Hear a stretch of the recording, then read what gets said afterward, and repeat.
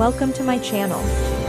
Today's story is a journey of secrets, transformation, and a side of myself. Hey, friends. We're working our butts off to bring you this content, just for your entertainment. If you like what you see, here's a deal: instead of offering us tea, just hit that subscribe button. It's way easier, totally free, and honestly makes us just as happy. Now let's start the story. I woke up on a mattress that felt like it had been chosen by someone who understood the difference between comfort and compliance. Not prison thin, not hotel soft. Somewhere in the middle, like a suggestion. The room was pink in a way that didn't look playful. It was the color of a warning label softened into interior design. Pink walls, pink ceiling, even the door painted the same uninterrupted shade, as if they didn't want my eyes to find an edge where the color ended and the world began.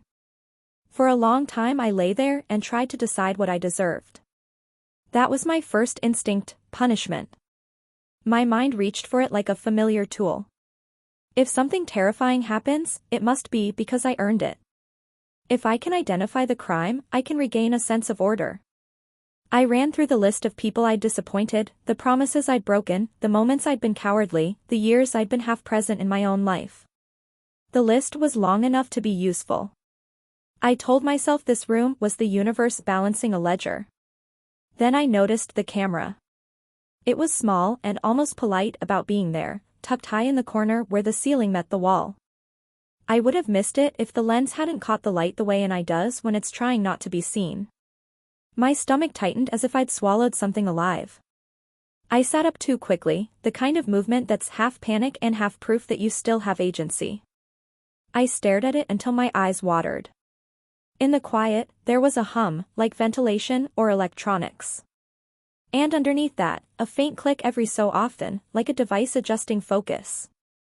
I looked around for a window and found none. I looked for a clock and found none.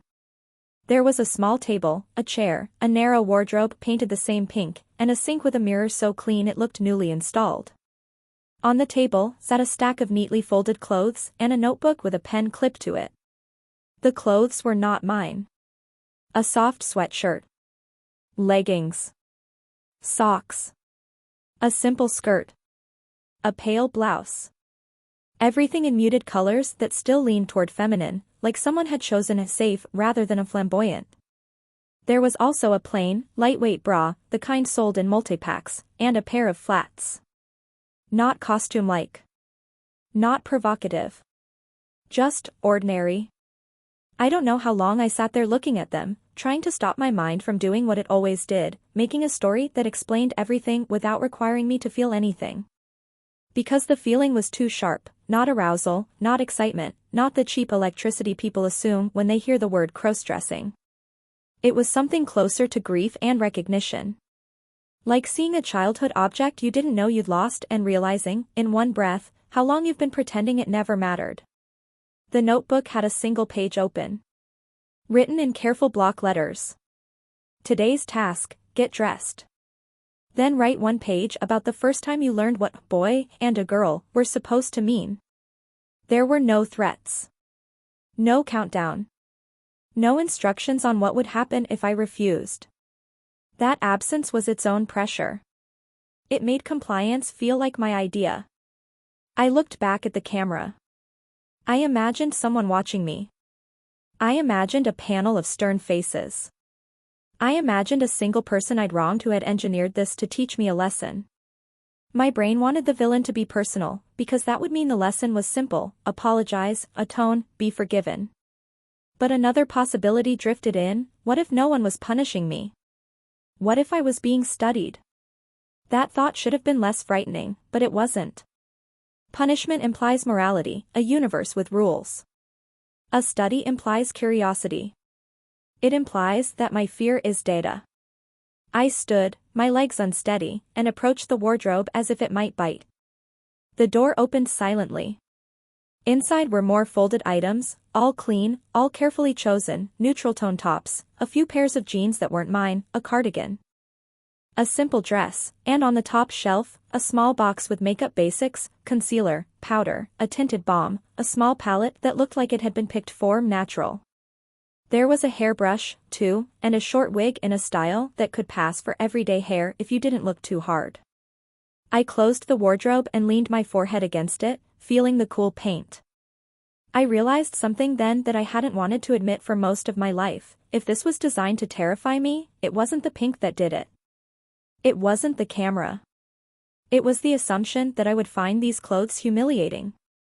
Because humiliation is a social emotion. It only works if you believe the rules.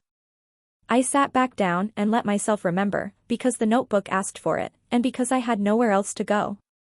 The first time I learned what a boy and a girl were supposed to mean wasn't a single moment. It was 1,000 corrections. It was my uncle laughing when I cried. It was my mother's voice, loving, exhausted, saying, "That's not for you." It was schoolyard laws enforced by children who were only repeating what they'd absorbed. It was the way adults praised me for being tough and teased me for being gentle. It was the way pretty was a compliment I wasn't allowed to want. I can't remember my earliest curiosity as shameful. I remember it as ordinary. I was small enough that clothing felt like texture, color, movement. I remember my cousin's dress twirling when she spun in the living room and how the fabric made a soft circle around her. I remember wanting to see what that felt like. Not because I wanted to be her. Because I wanted the sensation of it. The freedom of it. The permission. I tried it once when I was alone, pulling an old skirt from a pile of dress-up clothes. I didn't even look in the mirror. I just moved. I remember thinking, with a kind of innocent relief, that my body could feel different without becoming someone else. That I could stay me and still let the world touch me in a new way. Then the door opened. It wasn't dramatic. No shouting. Just the sound of someone coming in and seeing something they didn't have a category for. My mother froze, and in that pause I felt the air change. She took the skirt from my hands as if it was dangerous, and she told me, gently but firmly, to go wash my hands. As if I'd gotten dirty. That's how it started, not with cruelty, but with the message that this part of me would always be treated like contamination. I wrote in the notebook until my hand cramped, and when I looked up, the camera was still there, patient and unblinking. I waited for something to happen. Nothing did. Later, how much later I still can't say, a speaker crackled above the door. A recorded voice, calm and genderless in tone, said, "Thank you. Please place the notebook on the table. Your next task will arrive after you eat." A compartment in the wall, which I hadn't noticed before because it was flush and painted pink, clicked open. Inside was a tray with food, plain, nutritious, unremarkable. Like hospital food made by someone trying to be kind. A bottle of water. A piece of fruit. No drugged haze hit me. No dizziness. I ate because I didn't know what else to do, and because my body, unlike my mind, understands priorities. When I finished, I dressed. It's hard to explain what it feels like to put on clothing you were trained to fear. It wasn't like putting on a disguise. It was like taking off armor I'd forgotten I was wearing. The leggings were soft. The blouse sat differently on my shoulders, not wrong, just different. The skirt, when I finally put it on, didn't make me someone else. It made me aware of my legs, of movement, of air. It made me present. And then, because a lifetime of reflexes doesn't vanish in one room, I felt panic. I imagined my father's face if he could see me. I imagined my friends, the ones who used to girly as an insult without thinking. I imagined every job interview where I tried to look like the kind of man who belongs in the chair across from power. I imagined myself being reduced to a joke. The camera saw all of it. Or at least it saw my body carrying it. The second task came on a new page, slid under the door this time. Write one page about the first time you enforced gender rules on someone else. I laughed out loud, a sharp sound that didn't feel like humor. It felt like being caught in my own hypocrisy. Because I had. Of course I had. I thought of middle school, the age when children become unpaid guards for a system they didn't invent. I remembered a boy in my class who liked drawing horses and wore his hair longer than the others. He wasn't even feminine, not in the way people mean it, but he was different enough to target. Someone called him a name that turned him into a warning. I didn't say it, but I didn't stop it. I smiled, a little, the way you do when you're afraid that silence will make you next. And later, in high school, I said the words myself to a kid who wore nail polish. I remember the exact tone, casual, joking, like I was offering him a chance to laugh with me. He didn't laugh. His eyes went flat, and he said, "Okay," as if my opinion was predictable weather. That moment haunted me for years, not because it was the worst thing I'd ever done, but because it showed me my own bargain. I had traded someone else's dignity for my safety. I wrote it down. I wrote the apology I never got to give him. I wrote about the relief of belonging and the poison it carries. The voice came again later. "Thank you. Tomorrow you will receive another task." Tomorrow. The word landed like a strange gift, proof of continuity, proof I wasn't going to disappear in this room without anyone noticing. But it was also a reminder, someone controlled time here, even if I couldn't see it. I tried the door. Locked. I tried the compartment. Locked. I tried to cover the camera with my hand. A soft beep sounded, not loud, just enough to tell me the system noticed. I pulled my hand away. The beep stopped. It wasn't a prison with bars. It was a lab with boundaries. That night, I slept in the clothes because changing felt like admitting they were wrong. I stared at the pink ceiling and thought about the word study again. In school, a study is voluntary. In this room, it wasn't. But maybe the point was different. Maybe the point was that I'd spent my whole life volunteering for a study I never consented to, a study of masculinity, of the cost of performing it. As the days went on, the tasks continued. They were never about shame. They were about memory, accountability, and choice. Describe a moment you learned to hide. Describe a moment you learned to judge. Describe a moment you felt relief being seen, and why you refused it. Each day I woke up in the pink room, ate the provided food, and wrote. Sometimes I cried. Sometimes I felt numb. Sometimes I felt a strange steadiness, like the room was forcing my mind to stop scattering. The camera didn't feel like a voyeur the way I expected. It felt like a witness, which is different. A witness makes you consider that your life has coherence, that your actions form a pattern. And slowly, something changed, the room stopped feeling like punishment and started feeling like an intervention. I began to realize that whoever designed this understood something I'd avoided, that my relationship with gender wasn't a secret hobby or a guilty craving. It was an entire architecture built from fear and longing and rules I'd never agreed to. Crossdressing, for me, had never been about pretending. It had been about experimenting with permission. I didn't always call it that. For years, I called it a weird thing I did sometimes, and I did it in the safest way possible, alone, late at night, with my phone face down, the blinds closed. I would borrow a shirt from a girlfriend's laundry and then feel sick with shame, not because the shirt was wrong, but because I'd taken it without asking, because I had turned something tender into something secretive. I was not proud of that. It's important to say it plainly, secrecy can make you selfish. It can make you treat other people like props in your private war. That was one of the hardest pages I wrote in the pink room, the page where I admitted that my fear had made me careless with others. The tasks didn't let me stay in self-pity. They were structured like a mirror you can't look away from. On one day, the voice said, "Today's task is practical. Choose an outfit. Groom yourself. Sit in front of the mirror for 15 minutes. Do not perform. Observe." There was a timer on the paper, a simple circle to shade in, as if they wanted me to track my own resistance. I brushed the wig, put it on, adjusted it until it sat naturally. I used the concealer to soften the dark under my eyes.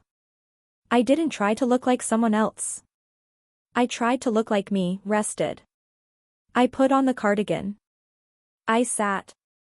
At first all I could see was a verdict, wrong, wrong, wrong. Not because the clothes were inherently wrong, but because I'd been trained to read them as evidence. Then, after a while, the verdict began to fade. My face was still my face. My posture softened. My breathing slowed. The fear didn't vanish, but it stopped being the only thing. In that mirror, I saw the kid who wanted to twirl. I saw the teenager who learned to police others. I saw the adult who had built a respectable life out of half-truths. And I saw, underneath it, a person who wasn't trying to trick anyone. A person who wanted integration. That's a word I didn't have when I was younger. Integration. Not a becoming, not a transforming, not revealing a secret self. Just letting the parts of you exist in the same room without a fight. That's what the pink room did. It made my inner life impossible to compartmentalize. I don't know how long I was in there. Time was intentionally blurred, and that was part of the method. If you can't count the days, you stop bargaining with them. You stop saying, "I'll deal with this later." Later becomes meaningless. Eventually, I stopped assuming it was a single person behind it. The design was too careful. The tasks had a progression. The food and supplies arrived with consistency. The camera placement wasn't sloppy. This wasn't revenge. It was research. One morning the voice said something new. This study examines identity formation under sustained social pressure and controlled self-reflection. You are not the only participant. My throat went dry. The word participant made my skin prickle. It was clinical, but it also offered a strange dignity. Prisoners are held. Participants are involved, even if the involvement is coerced. It suggested that my responses mattered.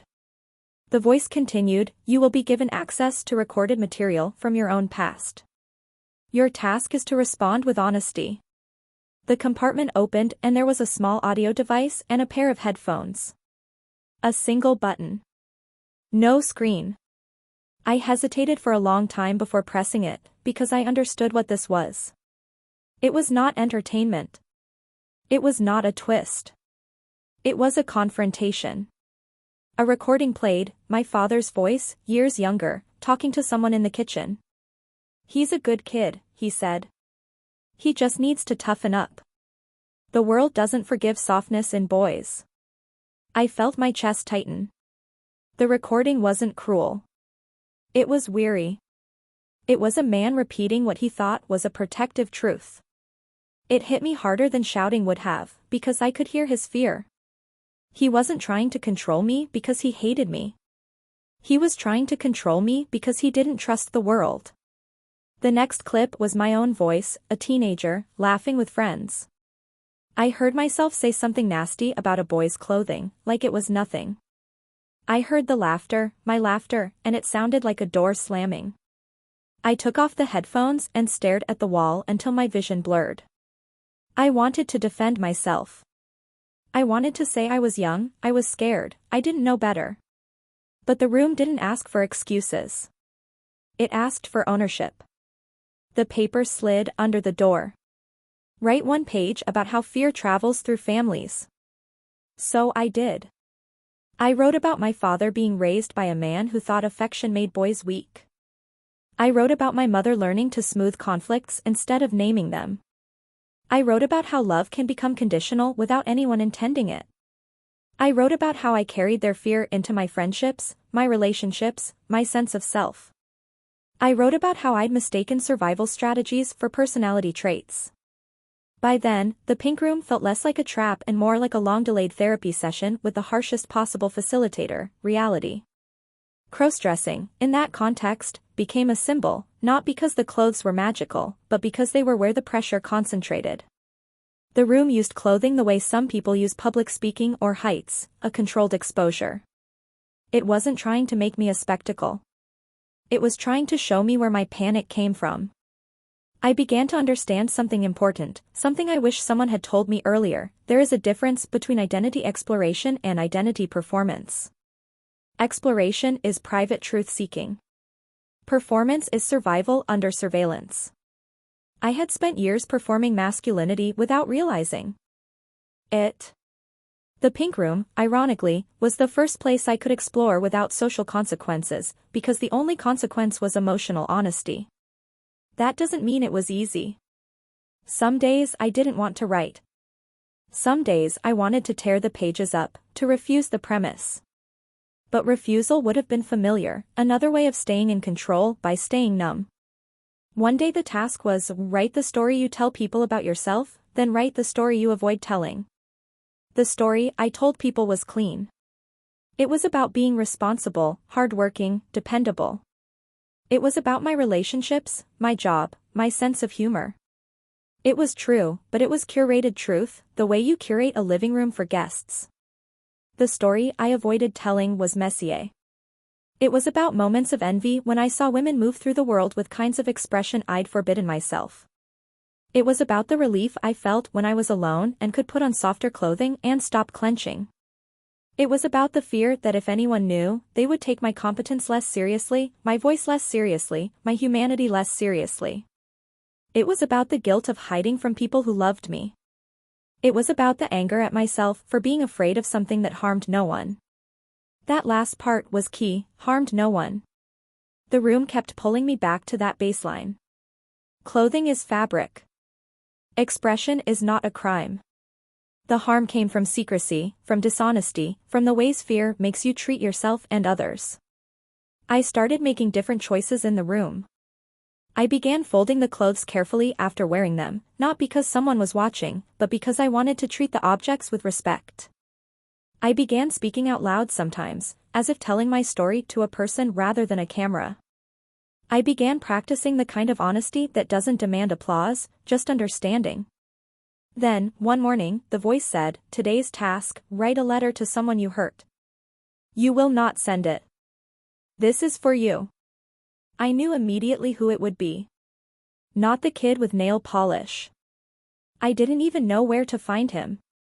Not my father. The letter to him would take a lifetime.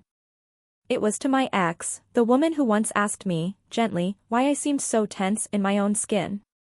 She had found a blouse in my laundry once and held it up like a question. She didn't accuse me.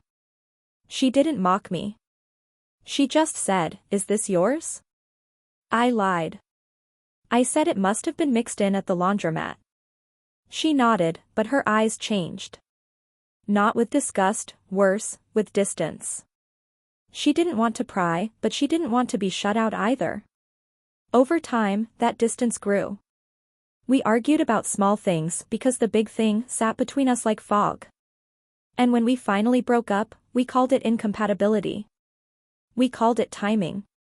We called it stress. We didn't call it what it was. I had refused to let someone know me. In the letter I wrote in the pink room, I apologized for making her doubt her perception. I apologized for using the laundromat lie to protect myself at her expense. I apologized for teaching her, through my secrecy, that intimacy with me had limits she couldn't see but would always feel. I also forgave myself, carefully, not as an escape but as a responsibility. Because shame, if you let it run your life, becomes a reason to keep lying. Forgiveness, real forgiveness, is a commitment to behave differently. That day I cried so hard my face hurt, and when the voice returned it didn't congratulate me or offer comfort. It simply said, "Thank you." I began to notice patterns in the tasks. They were moving from childhood to adulthood, from private feelings to public consequences, from what happened to you to what did you do because of what happened to you. The room wasn't interested in blaming my parents or society as an excuse. It was interested in how I would live now. One evening the voice said, "Tomorrow you will be given a choice." I slept badly, my mind inventing options, leave or stay, confess or deny, sign something, agree to something. I hated how quickly I slipped into negotiation mode, as if I could bargain my way into safety. The next day the paper read. Choice task, you may continue to conceal this part of yourself, or you may integrate it. If you choose concealment, write a plan for how you will live honestly without disclosure. If you choose integration, write a plan for disclosure that prioritizes safety, consent, and respect for others. That was when the study revealed its real question. It wasn't, are you this or that? It wasn't, will you dress like this forever? It was, how will you be honest without turning honesty into harm? Because disclosure is not automatically virtuous. Some people romanticize it as a cleansing fire, but in real life it can be messy. It can affect partners, children, families, jobs. People have different thresholds for what they share, and not everyone is safe to tell. The room, to its credit, didn't demand a grand announcement. It asked for a plan rooted in responsibility. I wrote for hours. If I concealed, what would honesty look like? It would mean not stealing clothing, not lying, not gaslighting people.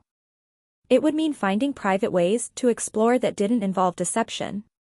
It might mean therapy. It might mean journaling. It might mean a trusted support group where I could speak without risking my livelihood. Concealment didn't have to mean shame, but it would require boundaries that weren't built on fear. If I integrated, what would disclosure look like? It would mean choosing someone safe first. It would mean not dumping my entire inner life on someone as a test of their love. It would mean acknowledging their feelings without making them responsible for mine.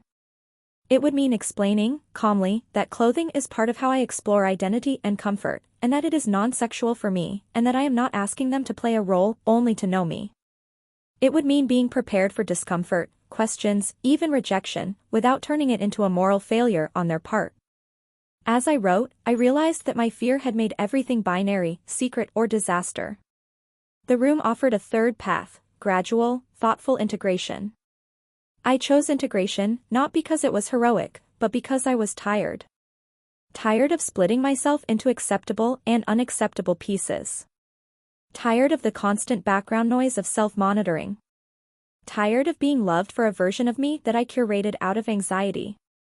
When I finished, I placed the notebook on the table and waited. The voice came, softer than usual. You have completed the core sequence. The door didn't open. The lights didn't change. There was no dramatic reveal. Just those words, and the quiet hum of the room. Then the compartment opened again. Inside was a small card with printed text. You are part of a behavioral research study on identity suppression, self-perception, and moral decision-making under surveillance. Data collected includes written responses, physiological cues, and behavioral choices. Your participation was not voluntary. This is a violation. The purpose of this disclosure is to return agency. Beneath that, a second card. If you want to learn who initiated this, press the button. My hand hovered over the audio device. I realized I was trembling. Because knowledge is not always freedom. Sometimes knowledge is another burden. I pressed it. A new recording played, not of my past, but of someone speaking directly, as if they had been waiting for this moment. I'm sorry, the voice said. It was a person's voice, not synthesized, and it sounded tired in a way that didn't feel performative. What happened to you was wrong. I can explain, but explanation won't make it right. They didn't say my name, but they spoke as if they knew me intimately. I was part of the team that built this protocol, they continued. We told ourselves it was necessary, that we were collecting data to help people, to design interventions that could prevent harm.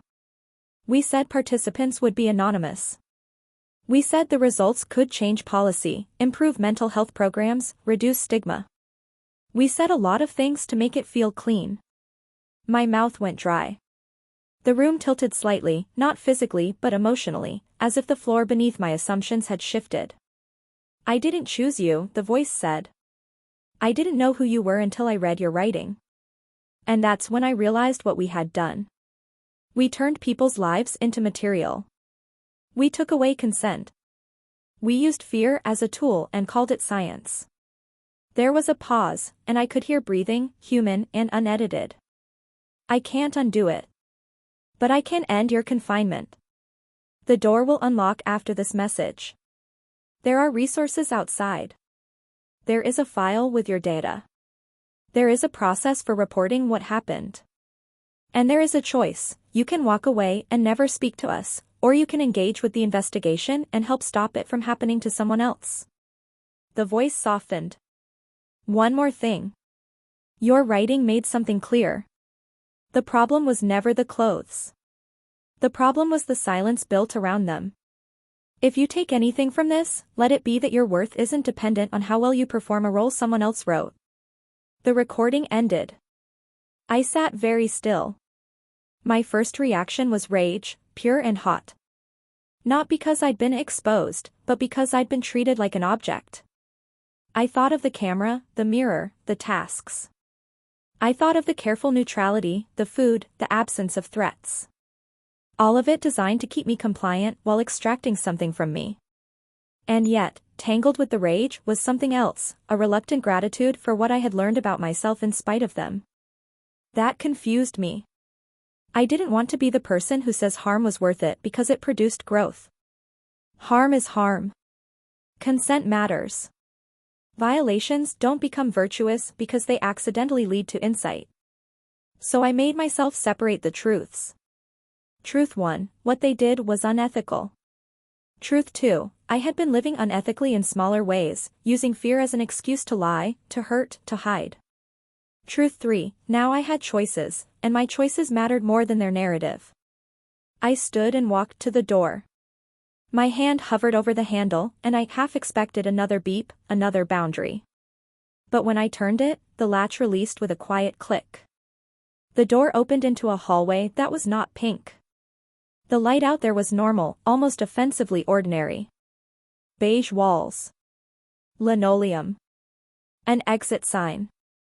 A small table with a sealed envelope, a set of clothes that looked like mine, and a phone. I stepped out, and the door swung shut behind me, not locking, just closing like a book. In the envelope was exactly what the voice promised, a document explaining what happened, a list of contacts, legal, medical, psychological, and a flash drive labeled with a code.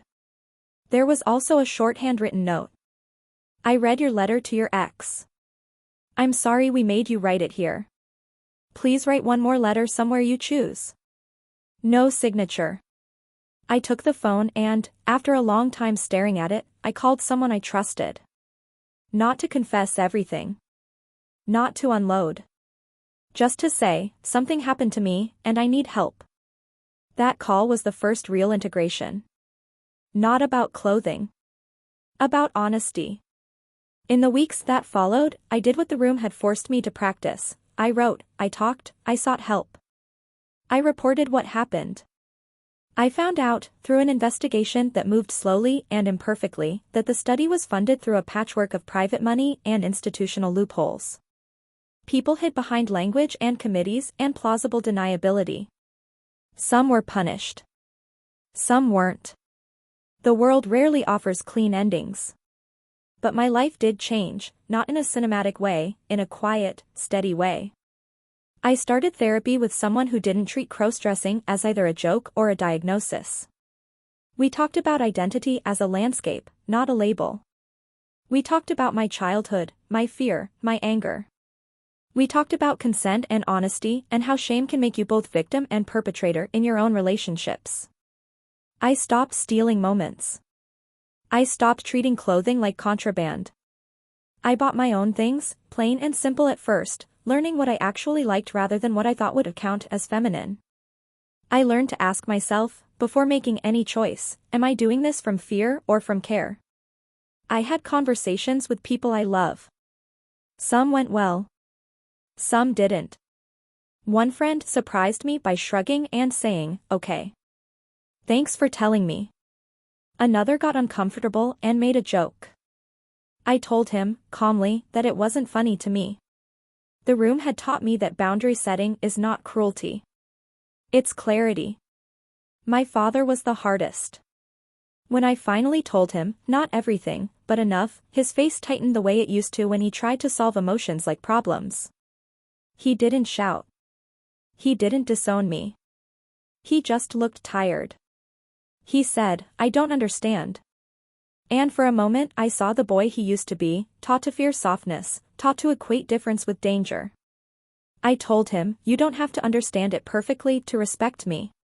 He nodded, slowly, like he was learning a new language. It wasn't a miracle. It didn't fix the past. But it was a beginning. What I learned, over time, is that integration doesn't mean you live publicly in every truth. It means you stop treating parts of yourself as enemies. It means your private life isn't built from lies. It means you take responsibility for the ways fear can make you small and unkind. It means you develop empathy, not as a performance, but as practice. And it means you become careful with other people's identities, too. I stopped laughing along when someone made a casual joke about a man in a skirt. I stopped letting silence be my shield. Not because I wanted to be a hero, but because I remembered how it felt to be turned into a warning. I remembered the kid with nail polish. I remembered my own laughter sounding like a slammed door. Sometimes people ask me, in careful tones, what crossdressing means for me. I tell them the truth as simply as I can. It's a way I learned to breathe. It's a way I learned that softness is not failure. It's a way I learned that identity is not a courtroom where you must present evidence. It's a life you live, responsibly, with room for nuance. I also tell them something else, because it matters. You don't have to be in a pink room with a camera to deserve self-reflection. You can choose it in a safer way. You can choose support. You can choose honesty that doesn't harm others. You can choose curiosity without shame. And if you're someone watching this who feels that tightness in your chest when you imagine being seen, I want you to know what I wish I'd known earlier. The fear is real, but it is not always a prophecy. Some people will judge you, yes. Some systems are unfair, yes. But your life does not have to be organized around the worst voices you've ever heard. You can build a life organized around respect for yourself and for others. I don't romanticize what happened to me. I still get angry when I think about the cameras, the forced tasks, the theft of consent. But I won't let them own the meaning of my story. The meaning is mine. The pink room didn't give me an identity. It revealed the cost of living without one that I could fully inhabit. Now, when I open my closet, I see clothing as what it always was: fabric, choice, expression, memory. And I feel something that used to seem impossible: quiet. Thank you for watching and spending this time with me. If this story helped you understand yourself or others a little better, feel free to explore more on the channel.